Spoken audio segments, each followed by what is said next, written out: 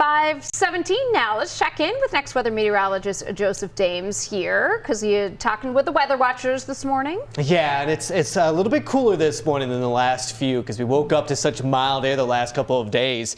Yesterday was just a stunning afternoon. We had temperatures approaching 60 degrees. We had sunshine, a lot of people outdoors. It was lovely. This morning, a little bit cooler today, generally cooler than yesterday. Yeah, let's see what's going on. I have some lower 30s just to the north and northwest. I mean, the zone up here over towards maybe Wadena, over towards maybe Todd County. I have Rhonda in Long Prairie. She's coming at 28. She probably picked up a little bit of light snow, or at least there was probably some snow in that area here early this morning. I don't have much closer to the cities, but we'll check out Margaret and Osceola this morning. And Margaret says it's quite cool with the wind coming out of the north, so no snow reports there. I just think it's a little too dry for us around the metro area to really capture any snow this morning. But if you're up to the north there, extending into about Todd County, extending over towards the east here into Kanabec County and up towards Pine County, this is going to be the area where you might have some very light snow on the ground when you're waking up and getting going this morning. And when I say light snow on the ground, you might even have upwards to about an inch plus. Okay, so just take it a little bit slower in that area around here. Again, I think we're going to avoid this for the most part. If that changes at all over the next hour or so, of course, we'll get you ready for it. We have a westerly flow coming through. You can see that with the clouds moving from west to east. That's what we call zonal flow, and that's just kind of our overall pattern. But embedded into that will be a few disturbances that will increase our chances for some snow. First, that will be late tonight after maybe some very light rain later this evening. Another shot for some snow Thursday into Friday, and then one for the weekend as well. As you can see, temperatures will be in the 40s, though, the next 4 days. So no longer in the 50s or 60s for us for a little while. Let's pick this up this afternoon. You'll see that moisture increase right around dinner time. We see it transition over to snow later tonight, carrying that snow across the area, heading into the overnight hours, waking up to probably a fresh 1 to 2 inches of snow on the ground for your Wednesday morning commute. We've had a lot of warm days recently. We'll see how much we can actually keep on the roads there. I'm not anticipating a big problem for your Wednesday morning commute, but there will likely be some snow on the ground around the areas, and you should be ready for it. We clear out. We are good late Wednesday into Thursday morning. There's a little patch of snow there. I don't think we'll get much with that. But now we have this system Thursday evening that looks like it could produce some decent snow for us. Rain to the south, and that system can also produce a few inches of snow. So by the time we wrap up this week, there is a possibility that we have 1, 2, 3, 4 inches of snow scattered across the area. Okay, so it is going to be a lot different than last week. That takes us to our weekend snow potential. All right, this could be the biggest of the storms. There's a chance for heavy snow and some wind. Now, there's still a lot of uncertainty as far as snow totals go around that system, but I'll give you an idea of some of the weather models as we get an update. And you can see anywhere from about 3 to 5 inches, one weather model pushing 10 inches, and I've even seen higher than that. I just want to give you an idea of where we're standing right now. We will be following that as we go through the rest of this week. So get ready for a colder weekend and probably a snowy weekend around here. We're going to go all the way down to 38 on Saturday, 33 on Sunday. And if you're counting single digits on the 7-day, and I know someone is, 6 and 8 degrees there heading into early next week. Someone.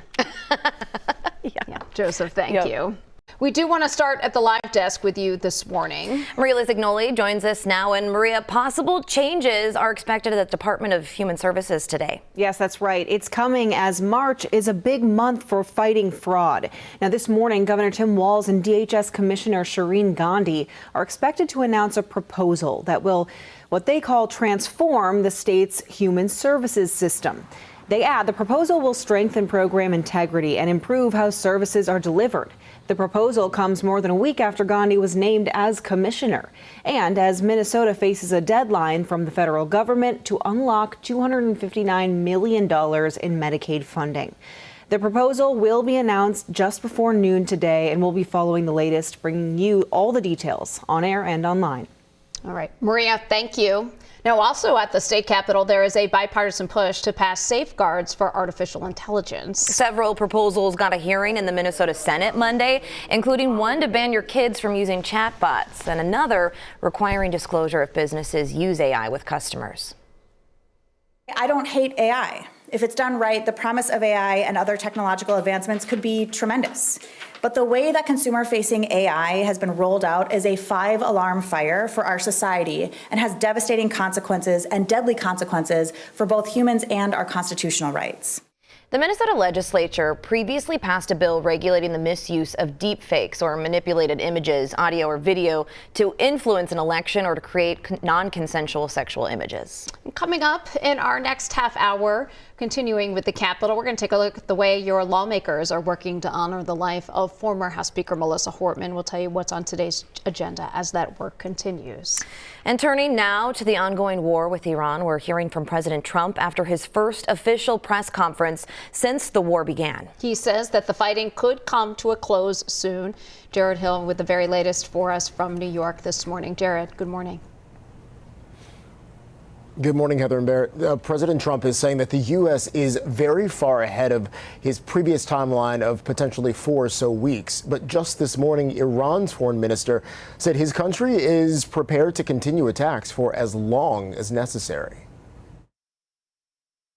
New video released by the Pentagon overnight shows U.S. strikes destroying Iranian missile launchers. Everything they have is gone. As President Trump signaled that the war on Iran is winding down, telling CBS News in a phone interview, quote, "The war is very complete." It's going to be ended soon, and if it starts up again, they'll be hit even harder. The president doubled down on that last threat on social media overnight, warning death, fire, and fury will rain upon Iran if they do anything to stop the flow of oil through the Strait of Hormuz. The waterway through which about 20% of the world oil travels has been effectively closed since the strikes began, sparking wild swings in global oil markets and sending gas prices in the U.S. up nearly 50 cents since last week. They're just so high, you know. Sometimes you have to choose between gas and other things that you really need. President Trump is also voicing disappointment over Iran's new supreme leader, Ayatollah Mojtaba Khamenei, son of the former supreme leader killed in the first day of the strikes. We think they should put a president in, or the head of the country in, that's going to be able to do something peacefully for a change. As deadly U.S. and Israeli attacks continue, Iran's retaliation relentless, launching missile and drone strikes on Israel and U.S. targets in nearby countries. Late Monday, Vice President J.D. Vance attended the dignified transfer of a 7th U.S. service member. Army Sergeant Benjamin Pennington, the 26-year-old, died from injuries sustained in a March 1st Iranian attack on an airbase in Saudi Arabia. Yesterday, President Trump also weighed in again about the deadly bombing of a girls' school in Tehran, saying, in his opinion, it was carried out by Iran. But sources are telling CBS News that early assessments suggest the U.S. was likely unintentionally responsible. The Pentagon is still investigating. Back to you. Jared Hill reporting for us this morning. Thank you. Now, as this war continues, we know that gas prices are rising, but according to experts, it's not the only place that you can expect to spend more. Yeah, there are several categories economists say prices will rise, like fresh fruits and vegetables. That's because shipping trucks that deliver those products are spending more on diesel, and farmers are spending more to run their equipment. Travel is also expected to rise. Airlines and cruise ships could raise their prices to cover that increased fuel spending. Now, products made of plastic or packaged in plastic, that might cost more soon as well. That's because their production is petroleum based. And while gas and groceries increase quickly, other categories could take some more time. But there are tips to help you save as uncertainty grows. So if you're planning to travel this summer, book now for better prices. You can also carpool or find ways to drive less. Buying in bulk is when you can get ahead of some of those price increases. Also an overall money saving hack to get you a couple bucks back each month. Review your subscriptions. See which ones you aren't using anymore. And we are tracking all of this. The very latest in gas prices numbers released by AAA. This was just this morning here. The national average gas price has gone up to $3.54. Here in Minnesota, a little bit lower, $3.26. This is compared to this time last year. Minnesota's average gas price, $3.01. And new this morning, 5 women from the Iranian soccer team have been granted humanitarian visas by the Australian government. So these women, they were already in Australia for the Women's Asian Cup. Supporters had been urging the Australian government to offer refuge to these women. This is after they did not sing the Iranian national anthem before their first match last week. There were fears that when they went home, they would face persecution. So according to the Australian Prime Minister, they are also offering assistance to other women on the team. She made history at the Winter Olympics as the first American woman to medal in curling. Corey Teesey took home silver in curling mixed doubles in Milan. In this week's Women in Sports, Mariel Mose sat down with the Olympian in the place where it all began.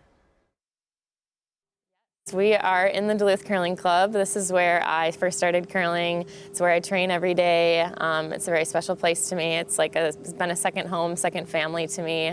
Fans, friends, and fellow curlers packed the Duluth Curling Club throughout February to cheer on their hometown hero, Corey Teesey, as she competed on the world stage. The dedication of these fans was real, as curling is the only Winter Olympic sport that competes every day. What was that endurance test like? Yeah, we started mixed doubles a couple days before the opening ceremonies, and I finished with the women's on the last day of the Olympics, so I had one day off. So physically, I actually felt really good. It was just more so the mental toll that it kind of takes on you. It helped to compete in front of a sold-out crowd, which Corey says gave her the energy she needed to push through to finish fourth with the women's team and win a silver medal with her mixed doubles partner, Corey Dropkin. A moment cemented in history. To realize that I was the first woman standing up on that podium for the U.S., it's just really special, and I feel very proud to be that person and to be able to inspire the next generation. At the Olympics, Corey was supported by her mom and dad. Her mom, a two-time U.S. senior national curling champion, introduced Corey to the sport when she was little and got her hooked. My mom was my coach for a really long time as well, which is pretty special to be able to do that with her. Wow, what a gift. Yeah, it's amazing. I feel really lucky to have had that. We've traveled the world together. Since being back in Duluth, she's seen an uptick in interest at the curling club already. I see myself in so many of these young girls down here to, let them hold the medal and see their faces when they get to see it. It's been pretty special, and hope that we're helping people to realize their dreams and continue to grow our sport. In Duluth, Mariel Mose, WCCO Sports. Elle's conversation with Corey Teesey continues on the Women in Sports podcast. That new episode comes out tomorrow. New Pentagon briefing happening just hours ago, updating us on the U.S. and Israeli progress in the war with Iran. The Secretary of Defense, Pete Hegseth, said that the U.S. continues to work on three main objectives. The first, to destroy Iranian missile stockpiles and their ability to make them. Second, to destroy the Iranian Navy and permanently deny Iran the ability to make nuclear weapons. Now, Secretary Hegseth said today will be the most intense day of strikes on Iran. He was asked how long it will take for those objectives he outlined to be met. This is not endless. It's not protracted. We're not allowing mission creep. The president has set a very specific mission to accomplish, and our job is to unrelentingly deliver that. Now, he gets to control the throttle. He's the one deciding, he's the one elected on behalf of the American people when we're achieving those particular objectives. And so it's not for me to posit whether it's the beginning, the middle, or the end. That's his, and he'll continue to communicate that. President Trump signaled that the war with Iran was winding down, telling CBS News in a phone interview, quote, "The war is very complete." Now, on social media overnight, President Trump sent a warning saying death, fire, and fury will rain upon Iran if they do anything to stop the flow of oil through the Straits of Hormuz. 20% of the world's oil flows through that waterway, which has been effectively closed since the strikes began, and that has caused the global oil markets to swing wildly. Gas prices in the U.S. are up nearly 50 cents since last week. Estate planning isn't just for the wealthy. It's about making things easier for the people you love. Sure is. Our money expert, Dustin Smith from Wealth Enhancement Group, here to talk with us about that. Because I think when my estate, my grand estate, and I should have an estate planner. But there's so much to an estate plan. It's really sort of a plan for your life, really. Yeah, and today, I just want to talk about just some real basic foundational pieces, right? Yeah. And so the first one that we always talk about is a will, Yep. right? So a will is very simple in the fact that it just names who you are, right? Who your spouse is, who your kids are, so those basic things. But it can also be very specific and just saying, like, who actually gets your children, right? Yes. If something were to happen to you, right?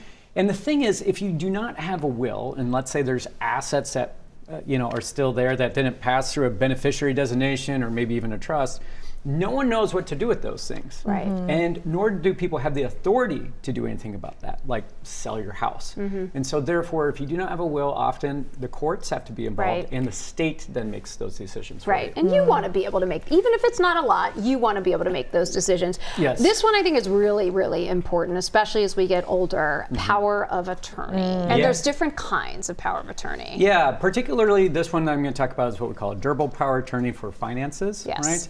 This is near and dear to my heart because we need this all the time in my industry. Yeah. Right. And the reason why I bring this up is that, often a spouse, they might think that they have the authority to make decisions for their spouse, and really they don't, Nope. unless you actually have these documents in place. And so think about this as it's just a document that says, hey, this person can make financial decisions and transactions on my behalf.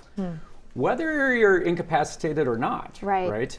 And so it's just really important to have those things, because otherwise, once again, no one can make those decisions. Right. Yeah. What about healthcare directive? Yeah, so healthcare directives, this is one that, it's very simple to do these forms. Sometimes, there's kind of some boilerplate things you can find at the hospitals and whatnot. But once again, no one has the ability to make healthcare decisions for you except you.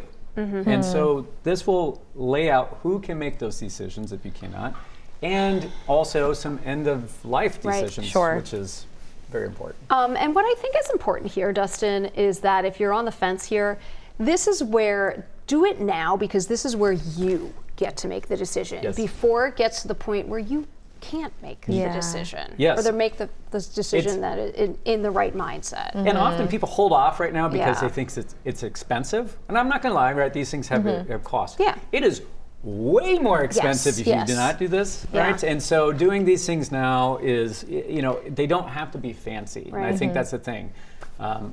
We talked a ton last week about the beneficiary designations. That's your number 4, but you also yeah. have trusts. Explain what that might mean. Yeah, so a trust, there's lots of different types of trusts, revocable trusts, irrevocable trusts, and so on and so forth. But, often here is if you have any particular things that you want to do with your assets that maybe carry on past your death, right?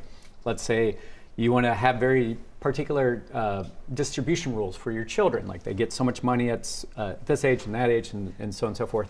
A trust can be a really good thing. It also can help avoid probate and so on and so forth. The thing is, it can be more expensive to set up and to administer past your death, so it's not for everyone. But honestly, we see this being used quite a lot with clients nowadays, and I do think it's worth exploring. But it does not always replace the other things. It doesn't replace a power of attorney and so on and so forth. And sometimes they work in tandem. So a trust, I think, is definitely worth a conversation with your attorney. It's just, as I said, it's maybe not as foundational as other ones we spoke of. All right. Well, Dustin, it's always great to talk with you. Thank you. Fish fry is the traditional meal for Lent, but why not expand your horizons and add a little international flair on Fridays? Excellent idea. Chef and cookbook author Amalia Moreno-Damgard here with us today, giving us this flair, of course. How are you? I am well. Thank you. How are you? Thank you for having me. Oh, it's always great to have you. This dish is not only looks fabulous, beautiful, right there, but this is also good for you, nutritious, delicious. What do we have? Checks all the boxes. Everything is healthy because it's fresh. This is a dish called bacalao a la vizcaína. It's a classic Spanish dish, the Guatemalan way and my way. And then over here I have saffron rice with corn, and I have white rice with peas, which pair really, really well with this. Do you have to make both? No, but this gives you options. Right. And the colors are beautiful. It's such an easy dish to put together. It takes a little bit of prep, and this is mise en place for a chef. So right? let's do it. Where do we start? Yes, so I am going to add some good quality olive oil to a preheated skillet. This is onion, garlic. And is this in your cookbook or on your website? It is in my first book, Amalia's Guatemalan Kitchen. Great. Okay. A couple of bay leaves, and this is pimentos. I chop this up in either a food processor, or if you have a Vitamix, you can put them there. It chops really, really well. These are fresh Roma tomatoes in puree, also in the blender. and this is canned tomato sauce. Okay. I like to use different combinations of tomatoes because if you want this vibrant sauce, and also the texture is different when you combine different tomatoes. This is tomato paste dissolved in a little bit of water. Oh, I am okay. going to increase my heat here. I wish you could smell it in here because that garlic, It smells so good. Yes, it does. It's wonderful. It's so easy. These are roasted bell peppers in strips, and it just makes the dish look even more beautiful. And say when you make this at home, you want to wait a good 10 minutes to simmer this for the flavors to develop and blend. Then you add capers and Spanish olives. Yes. And then are these potatoes? What are those? those are potatoes. Okay. So this is a wonderful dish that has just about everything to make it wonderful. So you simmer 10 minutes. Then do you put the fish in? How do you do that? Yes, so let's talk about the fish. This is cod. The tradition is cod, but you can use sole. You can use any kind of fish that you want. And once the sauce is simmered and it's probably 10-15 minutes into the cooking, you immerse the cod in the sauce just like that, and this fish cooks in no time. Okay, so how long are we talking there? 15 minutes. Oh, really? Okay. And then the shrimp goes in at the same time? Yes. So the shrimp is raw as well, and I just put it in there. Here's another. And it'll cook within the mixture. Yes. Oh, and great. it's absolutely wonderful. And I have some samples there for you. Great. At the very end, when it is done, we're going to garnish it with parsley, but also potatoes. I have cooked these potatoes. These are Yukon Gold potatoes. They're sliced about half an inch. Then I put them in the microwave, and I cook them for about 1.5 to 2 minutes on high, depending on the quantity. Shovelable. Too soon to tell for sure, but it's something that we're giving you a heads up. Hopefully you didn't put all that away. Super. Well, oh no, Amalia made one special for you. And would you say all you need with this is a salad? Yes, and I'm gonna adjust the seasonings here. This is a little bit of salt. So with the salt, you have to be careful because you have canned tomatoes which have salt. The capers and the olives have salt. Great. We're just gonna add some. That sounds good. You can find this in Amalia's cookbook here. Well, Minnesota's Department of Human Services could soon see a shakeup. The governor is laying out his proposal to transform the State Department at the Capitol right now. Our Beret Leone is tracking the announcement and joins us in studio with what we know. Barrett? Well, Reg, this is a joint announcement from Governor Tim Walz and newly named DHS Commissioner Shireen Gandhi. And as we know, it comes amidst accusations of rampant fraud in programs administered by the agency and a deadline from the feds to fix it or risk losing millions in Medicaid funding. Some estimates show state program fraud in the billions. And according to the governor's office, the proposal is focused on strengthening program integrity and improving how services are delivered to Minnesotans. The governor and commissioner say it will transform the state's human service system by shifting eligibility determination from counties to the state in 2028. And proposal's bold. It's a starting point for reimagining how we deliver human services. We look forward to partnering with the experts, both inside the agencies and the legislative leaders. The ultimate goal here is to get the resources to the people who need it to improve the quality of life, improve Minnesota. Meanwhile, Democrat State Senator John Hoffman, the chair of the Senate Human Services Committee, told our newsroom he was, quote, disappointed to learn of the proposal last night without thorough conversation with the committee. He says changes to a system that impact so many here in Minnesota require thoughtful collaboration. Hoffman hopes the administration will engage directly with the legislature moving forward. Again, last month, the federal government decided to withhold $259 million in Minnesota Medicaid funding. The state now has less than 2 months to prove it's addressed these issues. Our Caroline Cummings is following this story, and she'll have a full report tonight on WCCO and, of course, streaming on CBS News Minnesota. Thanks a lot, Barrett.